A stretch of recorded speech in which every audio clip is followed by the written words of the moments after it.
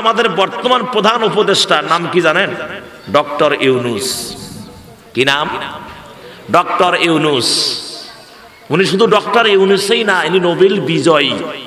বাংলাদেশের নোবেলের গোটা ওয়ার্ল্ডের ভিতরে বাংলাদেশের কোন সময় যদি কেউ কোনো সম্মান বয়ে নিয়ে আসে, সেটি হলেন এই নোবেল বিজয়ী ডক্টর ইউনূস। কথা কোন ঠিক কিনা? অনেক সময় তেনাকে যে সময় উনি নোবেল পেয়েছেন ওনাকে সেভাবেই মূল্যায়ন করা হয় নাই।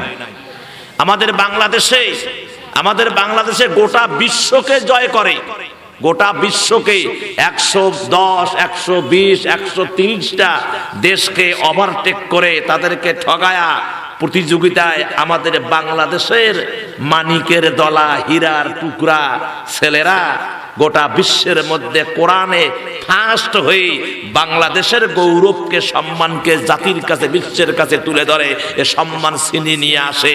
কিন্তু দুর্ভাগ্য হলো এ জাতি তাদেরকে সম্মান দিতে চায় না। কথা বলে ঠিক কিনা? এ জাতি তাদেরকে সম্মান দিতে চায় না। কেন চায় না? সম্মান দিলে কোরআনের প্রসার আরো বেড়ে যাবে। কথা বলে ঠিক কিনা?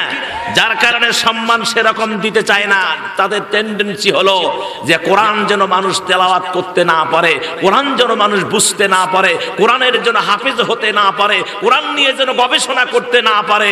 এই জন্য কিছু নাস্তিক্যবাদী এরা উঠে পড়ে লেগেছে। কথা বলেন ঠিক কিনা? এদের 20 দাঁত ভেঙে দিতে হবে। প্রস্তুত মুসলমান? লালমনিরহাট কুলাঘাটের মুসলমান, এদের 20 দাঁত ভেঙে দিতে হবে। ভেঙে দিলেই এরা সোজা হবে। এজন্য আমাদেরকে শিক্ষা অর্জন করতে হবে।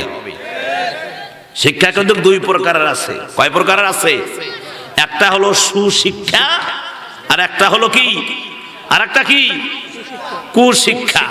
আর আবার বলেন, একটা কি? সুশিক্ষা, আর একটা হলো কুশিক্ষা। একটা বাস্তব উদাহরণ দিচ্ছি, দিয়ে আমি আমার মূল আলোচনায় যাচ্ছি।